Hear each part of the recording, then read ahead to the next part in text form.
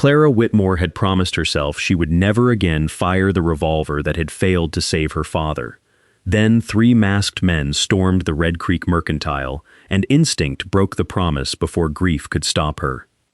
It was October of 1883, 4 days after Clara had stepped from a stagecoach onto the wind-scoured plains of Wyoming Territory to become the wife of a rancher she knew through 12 carefully written letters.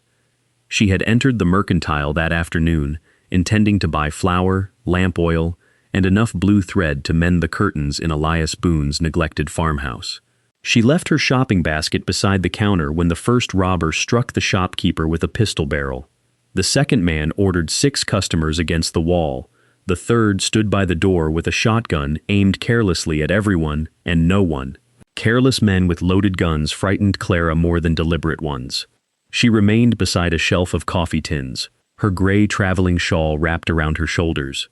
Beneath it, secured in a leather holster at her waist, rested the walnut-handled Colt her father had given her when she turned 16. "Take off the shawl," the man at the door ordered. Clara did not move. "I said take it off." The robber crossed the room, seized the edge of the wool and pulled. The shawl slipped from Clara's shoulder, revealing the revolver. For half a second, everyone froze. The robber reached for it. Clara drew first. Her bullet struck the barrel of his shotgun and tore it from his hands. Before the weapon hit the floor, she turned and fired into a ceiling beam above the second robber. Splintered wood showered his face, and he dropped his pistol in panic. The third man spun from behind the counter, but old Mr. Bellamy, the shopkeeper, swept his legs with a broom handle. Clara kicked the fallen pistols beneath a flower cabinet and leveled her Colt at the 3 men. "Lie face down," she said. The robber, clutching his numbed hand, stared at her. "Who in God's name are you?" "Mrs. Elias Boone," Clara answered. "And you are bleeding on my flower." By the time Sheriff Gideon Shaw entered the mercantile, the 3 robbers were on the floor. Mr. Bellamy had recovered his spectacles, and half the town had gathered outside.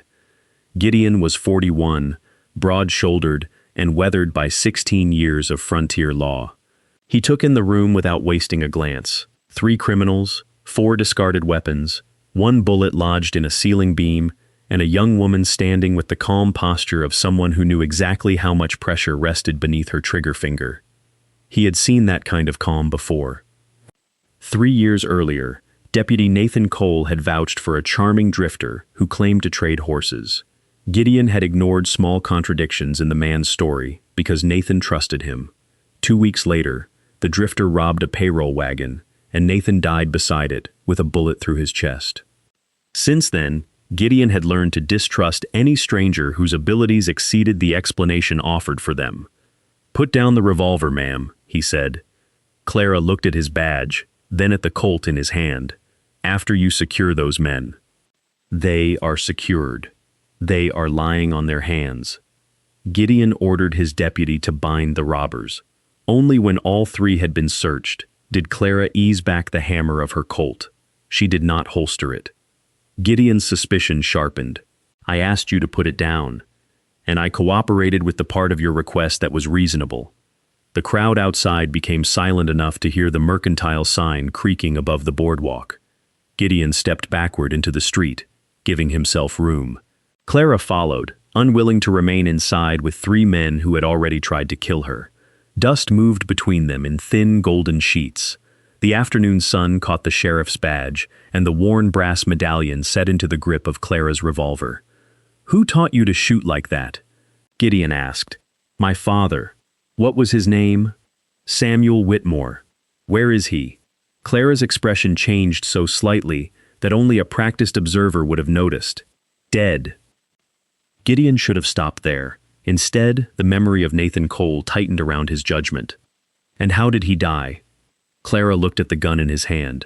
"You have already decided what answer you expect." "I have decided nothing. You drew on the woman who stopped a robbery before you questioned the men who committed it. I found 3 men on the floor and a stranger holding the only loaded weapon. A stranger wearing a wedding ring and carrying a basket of flour. I have known killers who wore both." Gideon raised his Colt when Clara's revolver shifted, not toward him, but away from one of the bound men attempting to rise behind her. Clara saw only the sheriff's barrel coming level with her heart. Her own weapon rose in answer. Across the road, horses stamped nervously. Townspeople retreated behind water troughs and porch posts. Neither Clara nor Gideon blinked. Then hoofbeats pounded from the northern road. Elias Boone rode into Red Creek on a sweat-darkened bay mare, having heard from a frightened boy that his new wife was involved in a shooting. He dismounted before the horse had fully stopped. Clara had known Elias for only 4 days. He was quieter than his letters, taller than she had imagined, and so careful around her that she still could not tell whether he regretted their marriage. Yet he took one look at the 2 raised revolvers and walked directly into the space between them. "Elias, move," Clara warned. He kept his eyes on Sheriff Shaw. "Lower your gun." "You do not know what happened here," Gideon said. "No," Elias replied, "but I know my wife is standing behind me. You have known that woman for 4 days." Elias did not turn around. He did not ask Clara whether the sheriff's suspicion was justified. He simply planted his boots in the dust, shielding her with his body. "Then I reckon," he said quietly, 4 days were long enough for me to learn something you have not bothered to ask." Sheriff Gideon Shaw did not lower his Colt. Neither did Clara. Elias remained between them, one man's barrel pointed toward his chest, and his wife's revolver held close enough behind him that he could hear the faint click of its cylinder settling. "What exactly have you learned?" Gideon asked. "That she notices everything," Elias replied. "The loose hinge on my barn door, the lame step in a horse I have owned for 7 years, and the fact that I pretend not to favor my left shoulder when the weather turns cold. If Clara fired inside that store, she had a reason. You are trusting 12 letters and 4 days of marriage against 16 years of my experience. No, I am asking you to question her before you condemn her." The words struck Gideon harder than Elias intended. Nathan Cole had once offered nearly the same defense of the drifter who later murdered him. Gideon remembered Nathan standing outside the jail, laughing, as he insisted that a man who loved horses so gently could not be dangerous. Trust had put Nathan into a coffin. Yet blind suspicion now had Gideon aiming a loaded weapon at the woman who had just saved 6 townspeople. From the mercantile doorway, Deputy Owen Pike called, "Sheriff, Bellamy says she never threatened anyone but the robbers. All the witnesses agree." Gideon kept his gaze on Clara. "Mrs. Boone, lower your weapon. Give me one reason to believe you will listen after I do. Because your husband is right." The admission surprised the entire street, perhaps Gideon most of all. "I questioned your skill before I questioned your actions," he continued. "That was caution, but it was not justice. Lower the revolver, and I will hear the whole account before deciding anything." Clara studied him over Elias's shoulder. Then she eased the hammer down and returned the Colt to its holster. Only after she had done so did Gideon lower his own gun. Elias exhaled, though he disguised it by adjusting his hat. Clara noticed. She noticed, too, that he stepped aside without attempting to take her revolver or demand an explanation. His trust did not feel like possession. It felt like room in which she could choose to speak. Gideon dismissed most of the crowd and instructed Deputy Pike to escort the robbers to the jail. Mr. Bellamy emerged carrying Clara's abandoned basket. One flour sack had been torn by a bullet fragment, leaving a white trail across the floor. "Put it on my account," he told her. "For the next year, if you like. 1 sack will be sufficient. Mrs. Boone, you saved my life. And you defeated an armed robber with a broom. We will call the flour payment for professional assistance." A nervous ripple of laughter moved through the remaining townspeople and loosened the fear that had gripped the street. Even Gideon's mouth nearly softened. He led Clara and Elias into his office. The room contained a desk, 3 chairs, a locked rifle cabinet, and a wall map of the valley, marked with ranch boundaries and watercourses. Clara's attention paused on that map before she sat down. Red Creek was the only dependable stream for nearly 20 miles. Every ranch below the northern ridge depended upon it. Gideon placed his Colt on the desk, well beyond his reach. It was a deliberate gesture, and Clara understood it as one. "Who was Samuel Whitmore?" he asked.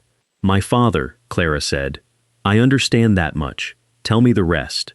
Her hand moved unconsciously toward the revolver's walnut grip. Set into it was a small brass disc, worn smooth at the edges. Her father had fashioned it from an old survey marker and engraved a tiny letter W across its face. On the day he gave her the weapon, he had told her that land was only earth until someone loved it enough to defend it. Clara had once believed that sentence represented courage. For 3 years, it had represented failure. "We lived in western Kansas," she began. "My father claimed 160 acres beside Cottonwood Creek in 1872. The soil was poor in places, but the water ran even during dry summers. That made our farm more valuable than it appeared." "To whom?" Gideon asked. "A cattleman named Horace Vale. His grazing land surrounded ours on 3 sides. Without access to Cottonwood Creek, he could not increase his herd. He offered to purchase our claim 5 times. Each offer was lower than the one before it." "Why lower?" "Because Vale believed pressure would eventually make us grateful for anything." She told them about fences cut in the night, cattle driven through fields of young corn, and anonymous warnings nailed to their barn. Local officials called the incidents accidents. Horace Vale attended church every Sunday and donated enough money to ensure respectable men preferred his explanations. Samuel Whitmore understood that help might be hours away if threats became violence. He taught Clara and her 2 brothers to shoot. Clara proved the steadiest of them, though she never enjoyed the skill as her brothers did. To her, a revolver was like an axe kept beside a farmhouse door, useful, dangerous, and best left untouched until necessity removed the choice. 3 years ago, she continued, 4 of Vale's men rode onto our land after midnight. They said they had come to discuss the creek. Gideon leaned forward. 4 armed men came after midnight to talk? "No," Clara answered. "They came to frighten us into surrendering something they could not purchase honestly." Elias sat beside her without interrupting. Beneath the desk, his hand rested open on his knee, close enough for Clara to reach, but not assuming she wanted to. Her voice remained steady, but her eyes fixed on the brass disc in the revolver's grip. "My father went outside first," she said.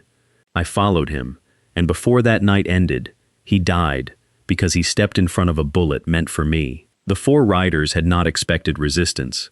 They expected Samuel Whitmore to see their rifles, think of his children, and surrender the deed to Cottonwood Creek by morning. Instead, he stood on the porch with a shotgun, while Clara and her brothers took positions behind the rain barrels. Horace Vale's foreman offered them one final price for the farm. Samuel refused. The first shot was meant to frighten them. It struck the porch post beside Samuel's head, spraying splinters across his face. One of Clara's brothers fired back, and within seconds the night dissolved into muzzle flashes, terrified horses and men shooting at shapes they could barely see. Clara saw one rider circle toward the barn. She stepped into the yard to stop him. When the man turned his rifle toward her, Samuel abandoned the protection of the porch and ran across the open ground. He reached Clara a heartbeat before the bullet did. Her father fell against her, but Clara remained standing. She fired twice, wounding the rifleman and knocking a second rider from his saddle. Her brothers forced the other men to retreat. By the time silence returned, Samuel was dying in his daughter's arms. "His last words were not about the farm," Clara said. "He told me not to blame the weapon for what wicked men had chosen to do." "But you blamed yourself," Elias said softly. Clara looked at him. "I was the best shot in my family. When the moment came, my father still had to save me." "You were his daughter before you were his defender." The simple truth struck a place in Clara that years of reasoning had failed to reach. She turned away before either man could see how close she had come to tears. Gideon remained silent for several moments. "Were Vale's men charged?" "One was. The others claimed we fired first. Horace Vale paid for their lawyers and denied ordering them onto our land. My brothers still hold the farm, but I could no longer live beside the creek where my father died. That is why I answered Elias's advertisement." "And why you carry the revolver?" "Because leaving it behind felt like abandoning him. Firing it feels like failing him all over again." Gideon studied the brass disc in its grip. Clara had not offered him an excuse. She had given him a history that explained both her skill and her reluctance to use it. "I owe you the reason for my suspicion," he said. He told them about Nathan Cole, the young deputy who had trusted a horse trader named Vernon Rusk. Rusk had been charming, generous, and unusually skilled at remembering every rancher's schedule. Gideon had noticed the man asking questions about payroll deliveries, but accepted Nathan's assurance that he meant no harm. Rusk later ambushed a mining company wagon. Nathan recognized him during the robbery and hesitated. Rusk did not. "I helped carry Nathan's coffin," Gideon said. "Since then, I have treated unexplained ability as evidence of concealed danger. Today I saw your shooting and allowed an old failure to decide who you were before you spoke." Clara's expression softened, though not into forgiveness yet. "Then we learned opposite lessons from similar losses. You learned to distrust before asking. I learned to expect that nobody would believe the answer." Gideon nodded. "Neither lesson served us well today." "No, but the day is not over." He met her gaze. "What would you have me do differently? Ask hard questions. Verify my answers. Then possess the courage to believe what the evidence tells you, even when it contradicts your fear." It was not a request for blind trust, and that was precisely why Gideon respected it. He stood and extended his hand. Clara considered it, then shook it once. Outside the sheriff's office, Elias carried her damaged flour sack to the wagon. He waited until they had left Red Creek behind before speaking. "You never mentioned the shooting in your letters. I thought you wanted a wife, not a gunfighter." "I did want a wife." Clara braced herself for what would follow. Elias glanced at her. "Fortunately, it appears I married one who can protect both herself and our grocery money." A surprised laugh escaped her, the first he had heard since her arrival. Then his expression became serious. "I am sorry about your father. And for whatever I did these past 4 days that made you believe the truth would send me away." Clara looked across the open prairie. For the first time since stepping from the stagecoach, the Boone Ranch no longer seemed like the place to which she had fled. It began, faintly, to resemble somewhere she might choose to stay. During Clara's first 4 days at the Boone Ranch, Elias had treated her with such careful courtesy that she sometimes felt less like his wife than a guest whose departure he feared encouraging. After the confrontation in Red Creek, the distance between them began to narrow. He showed her the ranch books that evening, admitting without embarrassment that he could raise cattle far better than he could organize numbers. Clara discovered 3 unpaid invoices tucked inside an almanac and a feed bill Elias had accidentally paid twice. By the end of the week, she had balanced his accounts and identified nearly $70 in expenses he could recover. In return, Elias taught her to read the prairie. He showed her how rabbit brush thickened above shallow water, how cattle turned their backs to an approaching storm, and how a horse's ears revealed trouble before its hooves did. He corrected her without mockery and accepted her corrections with equal grace. Their marriage grew in these small exchanges, not through declarations, but through shared work, repaired fences, and the quiet realization that each possessed skills the other genuinely valued.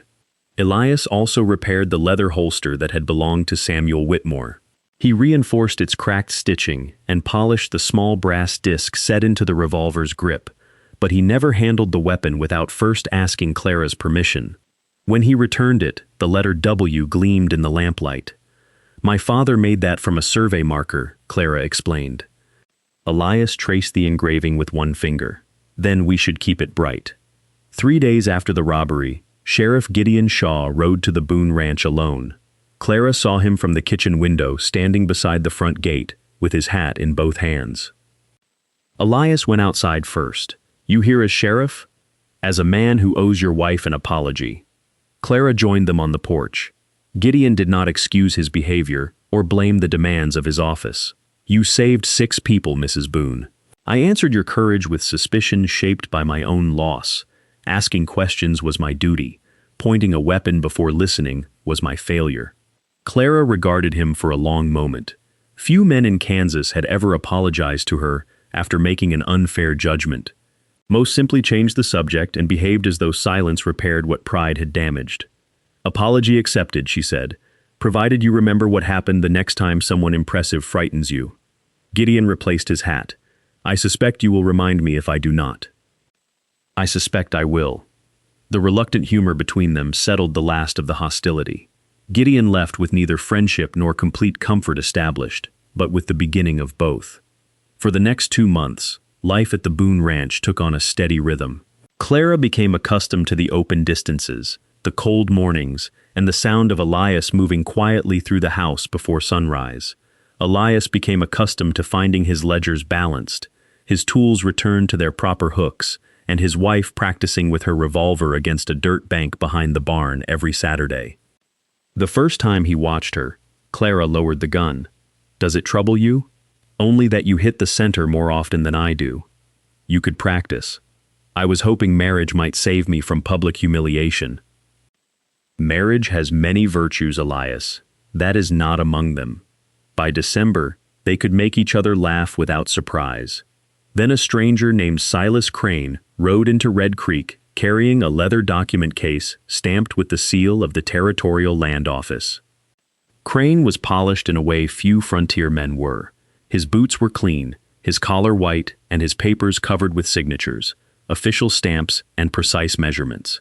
He claimed the territorial government had ordered a new survey before issuing water use certificates in the spring. Most ranchers accepted his explanation. Clara did not.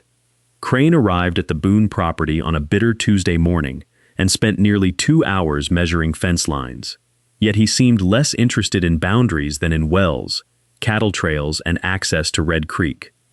He asked how many men Elias employed, whether they remained through winter, and how quickly news traveled from the ranch to town. "Does the land office require the number of rifles in our bunkhouse as well?" Clara asked. Crane smiled. "Merely assessing the security of isolated properties, Mrs. Boone." "Then why have you written our north pasture acreage beneath the heading, 'Available after default'?" For the first time, his pleasant expression faltered. He closed the notebook. "You must have misread my handwriting. I kept accounts for a freight company before coming west. I can read bad handwriting, Mr. Crane. It is practically a professional qualification." Crane mounted his horse soon afterward. As he rode toward the neighboring ranch, Clara noticed a symbol drawn on the back of his document case, 3 short lines intersecting a circle. That evening, she opened the locked box containing her father's remaining papers. Near the bottom lay the final purchase offer Horace Vail had sent before Samuel's death. In its corner appeared the same 3 lines crossing a circle. Clara carried the paper to Elias. "The man who tried to steal my father's water rights used that mark," she said. "Now a government surveyor is placing it beside the ranches along Red Creek." Elias did not ask whether grief had distorted her memory. He reached for his coat. "Then we take this to Gideon," he said, and this time he had better ask the right questions. Gideon examined Horace Vail's letter beneath the lamp in his office. The mark Clara had identified appeared beside a handwritten figure at the bottom of the page. 3 lines crossing a circle, the same symbol she had seen on Crane's document case. "It could be a printer's mark," Gideon said. "It was drawn in ink," Clara replied, "and Mr. Crane's was scratched into leather." Gideon compared the paper with the territorial credentials Silas Crane had submitted upon arriving in Red Creek. The seals looked genuine, the signatures were confident, and every legal phrase appeared exactly where an honest man would expect it. 2 months earlier, he might have accepted the documents because they confirmed the stranger's polished manner, or rejected them immediately because Clara's warning had awakened his suspicion. Both responses would have been assumptions. Instead, he began making a list of facts that could be independently verified. "What questions did Crane ask?" he said. Clara repeated them precisely. Gideon marked each one concerning water, manpower, debt, or travel time. He then questioned Elias about the ranch's mortgage. Elias admitted he still owed $800 to the Blackstone Cattle and Land Company, payable over 4 years. 3 neighboring ranches carried loans from the same company. Gideon tapped Horace Vail's letter. "Have you heard of Blackstone?" Clara shook her head. "Then we find out who owns it." He sent Deputy Pike to interview every rancher Crane had visited, warning him not to reveal the investigation. Gideon himself walked to the telegraph office and composed 2 messages, one to the Territorial Land Office in Cheyenne, asking whether Silas Crane worked for them, and another to the Kansas County Clerk, requesting the registered owners of Blackstone Cattle and Land. A winter storm had damaged the line south of Red Creek. The operator could transmit the messages, but no one knew when answers would return. "Until then, we cannot arrest him," Gideon said. "We can watch him," Clara replied. Gideon glanced at the revolver beneath her coat. "Watching is all I am authorizing." "I understand the difference." Elias laid a hand lightly against the middle of her back as they left. It was the first time he had touched her in public without necessity. Clara felt the warmth through her coat long after he removed it. They returned to the ranch under a darkening sky. Snow began before midnight and continued for 2 days, sealing the valley beneath a white silence. Elias worked from dawn until dusk, moving cattle into sheltered ground. Clara joined him, though she had little experience in deep snow. When her horse slipped on an icy slope, Elias caught the bridle and steadied both animal and rider. "You could remain at the house," he said. "You could hire a wife who obeys sensible advice." "I believe I tried that once," Clara smiled, "and look what arrived. A woman who saves merchants, corrects sheriffs, and investigates fraudulent surveyors. You sound disappointed." Elias met her eyes, not remotely. The words were quiet, but they followed Clara across the pasture like warmth carried beneath her coat. On the third morning, Deputy Pike arrived with news. Crane had visited 7 ranches. 5 carried Blackstone loans. At each property, he had asked questions about water access, winter staffing, and the owner's ability to make their next payment. 2 ranchers had also seen him marking fence posts with charcoal. Gideon rode out to inspect the marks. Each Blackstone-financed ranch bore the circle and line symbol on its northern boundary. Properties without company debt were left untouched. That pattern was evidence, but it was not yet proof of a crime. The telegraph replies arrived that evening. There was no Silas Crane employed by the Territorial Land Office. The seal on his credentials belonged to a survey division dissolved 18 months earlier. The Kansas clerk's response was shorter. Blackstone Cattle and Land Registered Owner, Horace Vale. Authorized Agent, Silas Crane. Gideon read the message twice. Clara stood across from his desk, her face pale but unsurprised. Crane had not followed her from Kansas by accident. Horace Vale had expanded his business into Wyoming and financed vulnerable ranchers along Red Creek. If those ranchers defaulted, Blackstone would acquire a continuous corridor of land controlling the valley's only dependable water. "The survey tells him which ranches can be isolated," Elias said. "He knows where the cattle cross, how many men defend each place, and which fences must be cut to destroy a winter herd." Gideon reached for his coat. "Now I can arrest him for impersonating a territorial officer and presenting forged documents." The jail door burst open before he reached it. Deputy Pike stumbled inside, blood running from a wound above his ear. "Crane knows," he gasped. "He took my horse and rode north." "Toward Blackstone's ranches?" Gideon asked. Pike shook his head. "Toward the Boone place," and he was carrying a can of kerosene. Elias was already running for the door. The Boone Ranch lay 6 miles north of Red Creek. In clear weather, a strong horse could cover the distance quickly. That night, wind drove loose snow across the road until the tracks vanished moments after they were made. Gideon ordered Deputy Pike to remain with the prisoners and sent the telegraph operator to gather armed townsmen. Then he, Clara, and Elias rode north. Halfway to the ranch, an orange glow appeared beyond the ridge. "The barn," Elias said. He spurred his horse forward. Crane had not chosen the building at random. The barn held most of the winter hay. If it burned, Elias would be forced either to sell his cattle at a ruinous price or borrow more money from Blackstone. One fire could place the Boone Ranch into Horace Vale's hands by spring. When they reached the property, flames had already climbed the eastern wall. The cattle bellowed inside the nearby corral, pressing against one another in terror. Someone had chained the main gate shut. Elias leaped from his saddle and ran toward the animals. "Crane may still be here," Gideon shouted. "If that herd breaks the fence, men will die trying to gather them in this storm." Elias seized an axe and attacked the chain. Gideon moved toward the house while Clara dismounted near the barn. A trail of kerosene led from the burning wall to the hayloft. The fire had not yet reached the main stack, but it would within minutes. Clara heard a metallic click behind her. Silas Crane stood beside the well, with a rifle aimed at her chest. "Remove your revolver with 2 fingers," he ordered. "Set it in the snow." Clara obeyed. "You should have remained in Kansas," Crane said. "Mr. Vale believed your family had learned when to stop interfering. My father died because Vale mistook murder for persuasion. Your father died defending dirt. No, he died defending the people who depended upon it. Men like Vale never understand the difference." Crane moved closer. His rifle remained steady, but his attention shifted when the corral gate crashed open. Elias had broken the chain and was driving the frightened cattle toward the western pasture, away from the flames. Gideon appeared at the corner of the house. Crane swung his rifle toward him. Clara dropped and seized her revolver from the snow. She had a clear shot at Crane's chest. For one terrible instant, the burning barn became the Kansas farm, and Crane became the shadowed rifleman who had killed her father. But Elias was crossing behind him.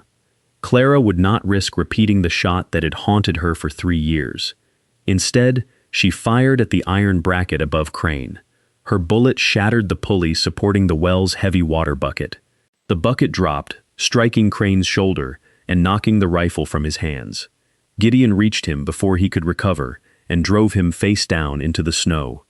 "I could have killed you," Clara said, standing over Crane. He groaned beneath Gideon's knee.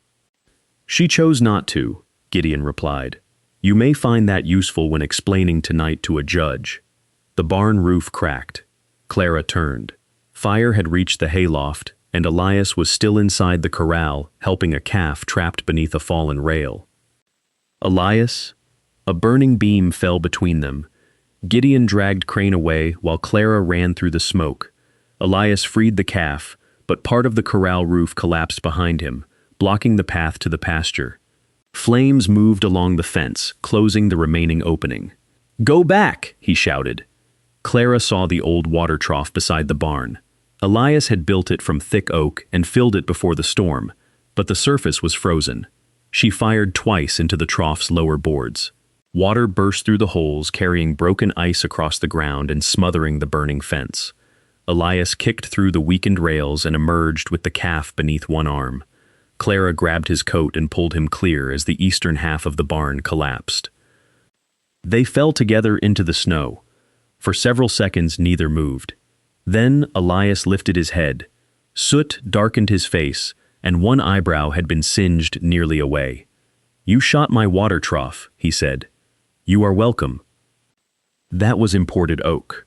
I will try to value the trough more highly the next time you are trapped inside a fire." He began laughing, a breathless, astonished sound born from exhaustion and relief. Clara laughed with him until the sound broke into tears. Elias removed one glove and touched her cheek. "You came into the fire for me. You stood between me and a sheriff's gun after knowing me 4 days. I suppose we are even." "Not yet," Clara whispered. She leaned forward and kissed him while snow melted against the heat on their faces and the remains of the barn burned behind them. At dawn, the fire was under control. The cattle were safe. Crane sat handcuffed in Gideon's wagon, and townsmen were searching the house for anything he had disturbed. One of them emerged carrying Clara's locked box.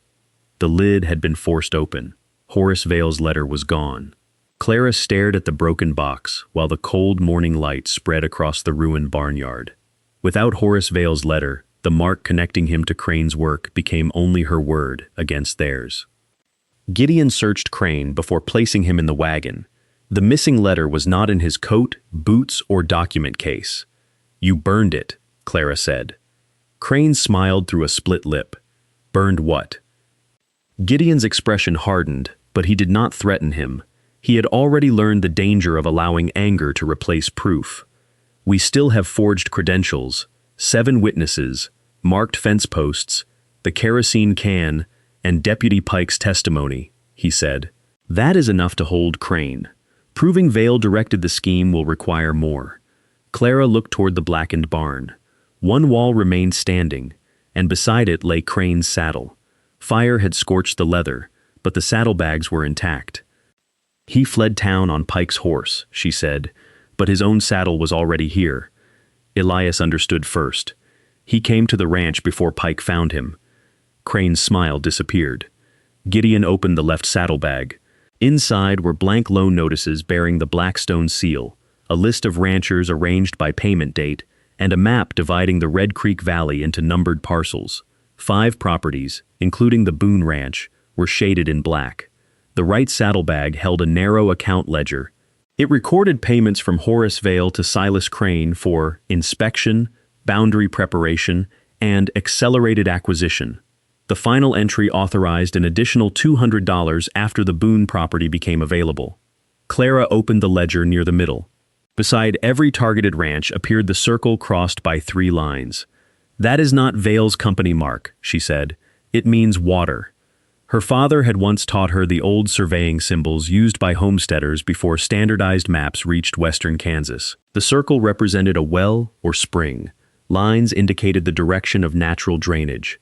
Horace Vail had used it to identify properties controlling water, first at Cottonwood Creek and now throughout Red Creek Valley. The brass disc in Clara's revolver had been cut from a marker bearing the same symbol. Samuel Whitmore had engraved his initial over it, turning a sign used by land speculators into the mark of the family that had resisted them. Gideon examined the ledger. "Can the payments be verified?" "The Blackstone Bank can verify them," Elias said. "And if Vail denies the handwriting, the Kansas clerk can compare it with the company registration." That was what they did. Gideon built the case slowly, without relying on Clara's memory or Crane's confession. Telegraph records confirmed the money transfers. The bank produced signed drafts. Ranchers testified about Crane's false survey and his questions concerning their debts. Charcoal marks matched the map recovered from his saddlebag.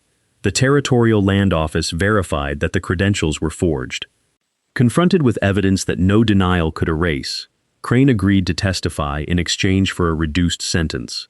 Horace Vail was arrested in Kansas before the end of winter and charged with fraud, conspiracy, and the attempted destruction of property. Further investigation reopened questions surrounding the attack that had killed Samuel Whitmore. 2 of Vail's former riders eventually admitted that he had ordered them to force the Whitmores from their claim. For Clara, the confession did not restore her father. It did something quieter. It removed the final lie surrounding his death. Samuel had not died in a meaningless quarrel over dirt. He had stood against a scheme that would have continued harming families until someone exposed it. Blackstone's fraudulent loans were reviewed by the territorial court. The Boone mortgage and those of 4 neighboring ranches were transferred to a legitimate bank under fair terms. The Valley's ranchers formed a cooperative agreement, protecting access to Red Creek, ensuring no single company could control the water again. Elias rebuilt the barn in spring. Clara kept the ranch accounts and taught him that receipts belonged in a ledger rather than an almanac. He taught her to manage cattle during calving season, though after she saved 3 weak calves in 1 week, he complained that she had become better at his work than he was. Their marriage became what neither had dared request in their letters, not merely a practical arrangement, but a partnership in which neither needed to shrink for the other to feel strong. Gideon returned to the Boone gate once the case ended. "This is becoming a habit," Clara said when she found him holding his hat again. "This time I have not come to apologize. I came to thank you. For noticing Crane? For insisting that I verify what frightened me instead of trusting or condemning it too quickly. Nathan's death taught me to question people. You taught me that questions are useless if a man refuses to hear the answers." Clara extended her hand. Then we taught each other something worth keeping. Over the following years, Gideon occasionally asked Clara to help examine firearms evidence or teach homesteading families how to defend isolated properties safely. She accepted on the condition that shooting was presented as a final responsibility, never a form of glory. Elias watched her reputation spread through the valley without jealousy. When someone praised Clara's steady aim, he usually replied that her judgment was steadier. Clara and Elias ran the Boone Ranch together for 31 years. They expanded the herd, built a schoolhouse on 5 acres beside Red Creek, and raised 2 daughters who learned both bookkeeping and marksmanship. Neither skill was treated as unusual for a girl in their home. The Colt remained above the fireplace when not in use. Elias kept its walnut grip polished, and the brass disc never again grew dull. In time, Clara stopped seeing the revolver as the weapon that had failed to save her father. It became what Samuel had intended, proof that love could prepare someone for danger, without teaching them to live in fear. Years later, their eldest daughter asked Clara which moment had made her certain that Elias truly loved her. She expected her mother to mention the barn fire, the kiss in the snow, or the day they renewed their vows beside Red Creek. Clara pointed instead toward the dusty road leading into town. "He stood between two loaded guns before he knew whether I had told him everything," she said. "But that was not the whole of it. Afterward, he listened to the truth without asking me to become a different woman. Courage put him in that street. Respect made him stay. And that, Clara came to understand, was the rarer gift." Do you believe Elias was courageous to trust Clara after only 4 days, or reckless to step between two drawn guns before knowing her past? The next West narrative begins with a widow who refuses to surrender her winter cattle, and the wounded stranger who recognizes the brand burned beneath every stolen hide.